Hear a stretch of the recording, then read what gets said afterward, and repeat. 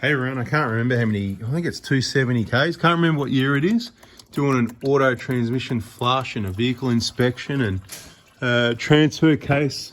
Looks like it's been used a bit, eh? It's because it's got this scun off, like it's been bellied out on sand a lot or something like that. That's what it looks like. A little bit of salt water by the corrosion, so a bit of beach run, South Australia car. I just had to pop this plug out. Someone forgot to put the washer. Notice the plug was sitting in a little bit more than usual. You can see a nice shiny new washer in there now.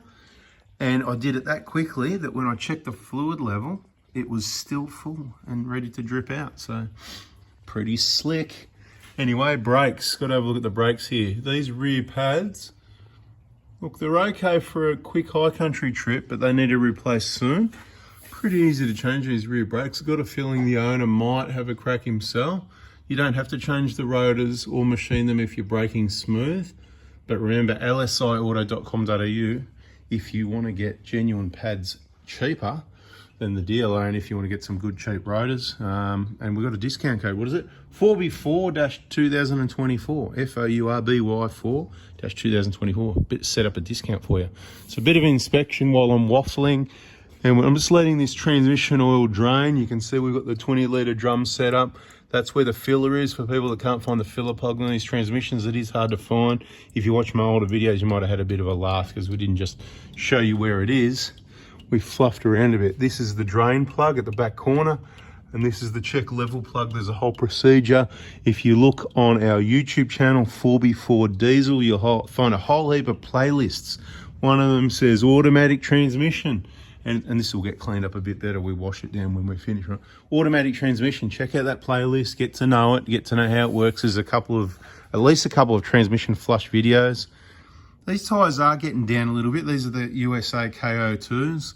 I've done some quick videos lately. I hope people like quick videos. Let us know, you know. I know some people like the longer ones, but we've got to focus more on the people that want to get educated, not the ones that are in a hurry. They just want to, you know, come and go and blow and, you know, blow in and blow out as what suits them. So these are going to get hammered in the high country. They'll need to get replaced soon. And I don't know what tyres you should buy because people are thinking, well, we can't get those. What can we get? Right, we're going to lube the driveline. It's not on the list. We'll give the driveline a bit of a lube, and because that'll be good. Because it's going to be DIY service. Because if just wait till you see this or the next video where you see all the things I've already found under the bonnet. We haven't even started working on it yet. Someone else, previous owner, got the injectors done at, you know, that place in South Australia, starting with an L diesel. Anyway, not saying they're good or bad, other than what I see is pretty bad. I've heard bad things, and we've got nuts and bolts loose and clips and clamps that weren't put in, and they reused the fuel pipes if they put new injectors, certainly not new pipes. And we're going to check out that job and check over it, but we can't really redo it. But this is just a Prado under here, and everything I see is all good and clean, and there's nothing to see here. Bit of aftermarket wiring, not too bad. It's up out of harm's way. That's all right. Yeah, the plug up there, not leaking. You know, people that watch your videos know what I'm talking about. Bit of oil on the starter motor there. That could be who knows what, really. Not a big deal anyway. Watch these rubber boots if they ever get split, because then your T-bar shifter gets stiff. So if it is stiff, I mentioned in another video, you might have a hole, a stick, poke a hole in that. You can temporarily fix it by sticking a bit of spray grease in the hole, and it'll lube it all up, beautiful. And grease will generally keep a bit of water out and all that. But the real fix is obviously probably put a whole new cable on there, because you probably can't buy the boot, but I've never done that. I've only had one, and we did the spray thing and it worked. Let's have a look at the lower control arm bushes, because 270K is going to see those typically about 50% split. So it's something to start thinking about, but it's not urgent yet. When they get worse, your tyre wear will get worse as well. That one hard to see. It actually doesn't, you know how normally they're a mirror image? This one actually doesn't look as bad. Interesting. And when the tyre wear looks bad, these ones will start looking like mincemeat, these front ones. With these actually not too bad for 270, probably because it's got some aftermarket suspension, nice and firm, less bounce. Tyre wear actually looks pretty good overall, just from having a quick look. Again, hard to tell when you don't know the tyre history, how many Ks, how long have they been there. But these ones, they're a little bit feathered on the outside, but not too bad. Could be the suspension, could be the wheel on it, could be a little bit of worn bushes, bit of a combo there. But everything else looks pretty typical. It's getting a bit boring. So let's have a look under the bonnet and have a look at some. But just see the whole bash plate. See, it's all been, it's like it's been bellied out on beaches a bit because there's a bit of rust around. So a little bit of beach salt spray. See that rust there, whatever. So something to be aware of, not a big deal.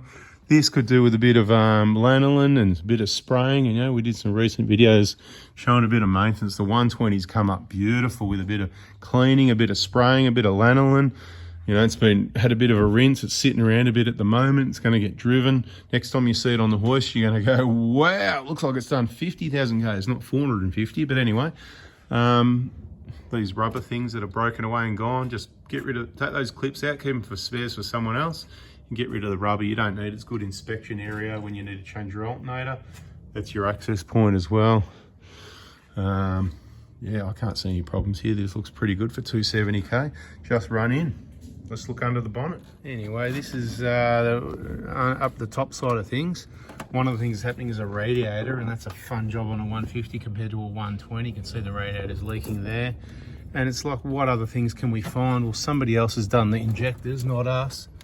There's a bolt just sitting loose there. It's not tightened up, and I've already seen the one on the other side that's loose. So there's going to be a few things to find here. I've got to check over the injector job and see, did they put all the clamps and clips and nuts and bolts and all this sort of thing. Give you a bit of info on replacing the radiator. As I said, a bit of a fun job. Normally you could wait and I'll give you a hand with that, but you just do it on your own, and I'll just hold the camera and we'll show everyone how one person might be able to lift a radiator out carefully. All right. Yeah, just slowly. That's it. Beautiful, mate. So you're a pro, mate. Mate, you've done this before. Look at this, mate. You've done that before, mate. Look at that. Out she goes, mate, with the intercooler still connected. Okay. Bit of a big, heavy arrangement, that. Bit more room in there. No, it's not a BFE job. No, it's not a timing belt and a BFE job. This is a radiator job. But what you might want to know is, because a few people get hung up at this point, and this is why you watch the videos, because this was, we were inspecting under a video and then under a vehicle, and then I was going to have a look under the bonnet, and then I thought, you know what, let's wait till we're about to lift the radiator out, and I'll just whip it out and just start videoing right when I'm meant to give him a hand to lift the thing out, right? And it's the worst time to leave the job and get on the camera. But anyway, whatever, see, you can handle anything. But this is your mounting points, right? See there, see those clean round holes, these things here, and there's another one down there at the bottom, one over that side and down the bottom. And you need to get in the front access in a 120. It's kind of, well, it really comes down to when you got bull bars, because they start ripping grills. And see these plastic, there's a bit of plastic sitting under the grill to stop it, right? So that has been removed, because you have one at each side. You have one there, and they just get in the way of things, and it's a pain. But you need to work out what you've got to do to find access. That's the painful part of the job, really, getting to those bolts. I mean, the rest of it, yeah, I mean, if you're not used to it, it can be a bit painful, but it's just like, really, it's like a 120, but you've got the intercooler as well, right? So you've got these big hoses going on the pipes here that you've got to take off. Both sides, you can see we've got our spares sitting up on the engine at the moment. Like I said, there's that other loose bolt. It's just sitting there. It's been sitting there a long time, because, what do you say, the injectors was a while ago, a few years ago, I think the previous owner, so this guy, he's only had the car about, I don't know, a month or something, if I remember correctly. Like I said, all these Prados and all these things, everybody's story and their names and their kilometres and their year, and they all just blend in a bit, so forgive me when I get it wrong, please. But I reckon he's only had it about a month. And he's going camping in the high country with a new fridge. And there's bolts just sitting there from the injector job that was years ago that the previous owner got done at, you know, that diesel place in South Australia, the one with the L, you know, whatever that'd be called. You know, the one. Look, there's no point picking on any particular business. I mean, they just all make a lot of mistakes by the looks of it. Like, I mean, if I didn't know better, I'd say that nobody can do a job right. It just seems as though every car we see, if anyone's worked on it, just tell us, bring your car in, tell us what job they've done, we'll check over it and we'll find something, if not a few things wrong with what they've done. You know, it's like we just about need another YouTube channel. Pick on let's check your repairs. Bring it in and we just, you know, provide for $110, bring your car in and we do a half an hour inspection to inspect the work that's been done by another workshop.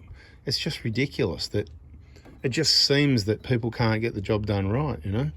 Anyway, so we'll fix everything up here. Obviously the radiator's leaking, so we'll sort that out. And we'll have a bit more, probably a separate video I'm thinking, have a bit more of a look around. Once this is all back together and cleaned up, you know, we'll tighten up those bolts and we'll have a separate video checking over maybe the injector job, remembering they'll probably be tightened up, to just see, and we'll go through all the things that it looks like they may and may not have done, what they've done right, what they've done wrong. So we'll do an injector job inspection. There you go, a 10-minute injector job inspection. So we'll wrap this one up. We'll catch you in the next video. Subscribe, turn the bell on if you don't want to miss it. Hit the like button and bada bing, bada boom, baby. See ya.